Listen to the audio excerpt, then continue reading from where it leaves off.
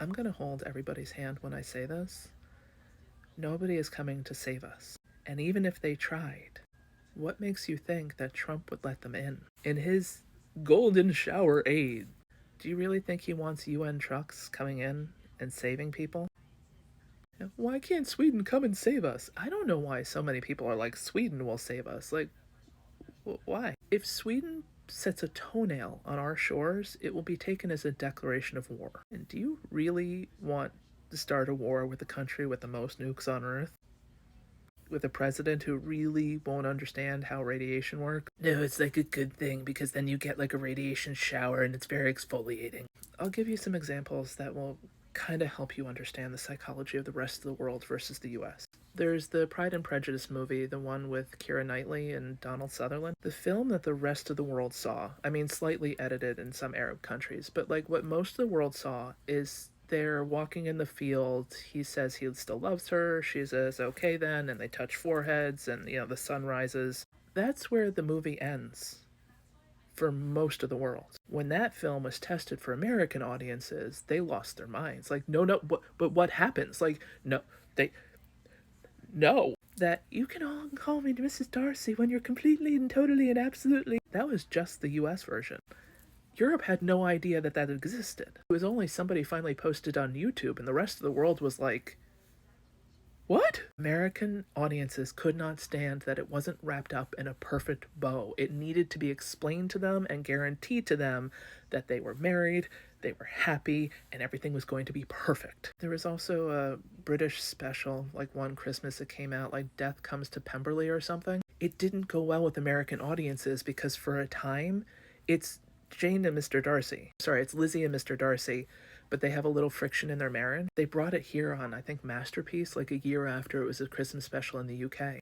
Audiences didn't like it, not because it wasn't good, but because you dared to imply that there was like friction between the most beloved perfect characters of Lizzie and Mr. Darcy. No. Think of it like Twilight. Bella moved out and is living in New York City, and Edward is still on the West Coast, and she loathes his existence. You make that movie, people are pissed that those two characters aren't together in real life. You make that movie, you wouldn't be able to show it in America for any reason whatsoever. If you watch foreign films, like outside of Bollywood, even nowadays Bollywood is getting much darker. The good guy doesn't always win, especially in French films. The good guy does not always win. Like, it's a continuous theme. Like, you are the love of my life, but yeah, you're gonna go marry that other girl, and I'm just gonna spend the rest of my life heartbroken. And that's okay, because that's how life is.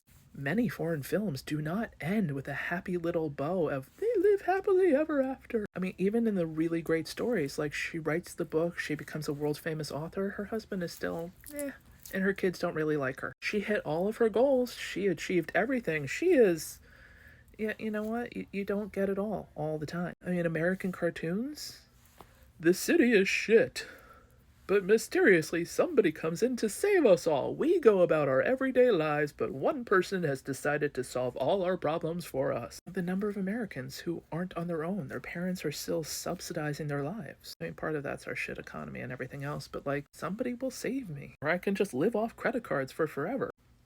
That is not how it goes everywhere. Americans still very much believe, because they've been trained to believe, that somebody will save them. You're that virginal, ethereal, gorgeous, blonde, blue-eyed, pale-skinned princess in the forest who just says, oh, I need help. And of course, because we're entitled to it, the prince, the rich but humble prince, rides in to save us, because we should not have to suffer. This is where reading international news is really important. Because the headlines over there are not like, oh shit, America's in trouble. The headlines over there are about trade deals and agreements and connections everybody else is making, while it's like, okay, keep one eye on them. Because there could very well just be a mushroom cloud over that country at any time. But what are we gonna do to pull ourselves up by our own bootstraps without them? Canadian Prime Minister got in. Didn't come to Canada or didn't come to the US to kiss the ring. Went to France, made a deal, went to Sweden, made a deal, went to the Arctic, made a deal, is talking to other people about making deals. They are worried about themselves. They're not focused on fixing what's broken. They have no interest in wasting their energy to come save us. I mean, maybe in a decade when this is just some kind of Handmaid's Tale wasteland and there's only 10 of us left and they just walk across the border and like, But like, we've rolled back clean water, clean air, clean soil, screw the endangered species, screw the forest. I mean, maybe somebody will come in as like one of those fixer-upper things in a decade to be like, look at this shithole. Let's get to work and take all the radiation out of the soil. But honestly, no. The US has created atrocities across the globe for decades. Most of the wars in the world can be directly tied back to the US involvement for the benefit of the US, big oil, or big mineral. The world remembers that. This is their opportunity to eliminate the problematic friend in the friends group. Their lives, short term, will become painful if the US isn't supplying them, isn't connected, isn't paying for something. Long term, they will gain so much more. They are taking this as a teachable moment of like, oh, you know what? Let's not bow to foreign power anymore. Let's, spread ourselves about equally to all. They are taking the lesson and they are learning really quickly. They're not having a single discussion about coming to save us. Oh, we'll take what we want from you guys. Come on over, nurses, teachers, doctors, scientists. Come here. All these countries will be enhanced because they have what we want: safety, security, a functioning government. But I honestly don't see a time at which they cross the US borders and go like, hey, at some point Canada and Mexico will probably start to allow in a few refugees, but only so many because they can only handle so much. But I honestly don't foresee a time when the US would let people in or that another country would willingly step in. I mean, it sounds kind of predatory, but you know what? Let them fuck it up.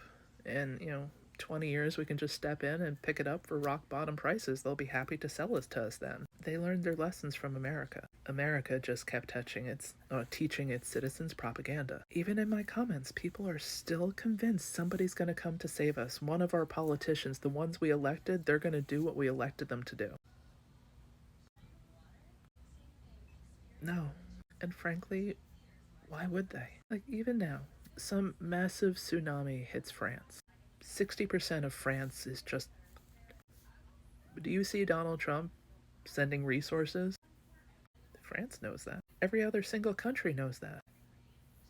Why would they when we wouldn't? They're busy securing themselves, waiting for the US to fall and fail. Read any international newspaper. They are not the least bit worried about what's going on in the US, except for like, well, if they set themselves on fire, we should probably keep a small eye on them. But if they want to run with scissors, that is on them. But like, one last time, you're assuming they would step in and that we'll let them step in.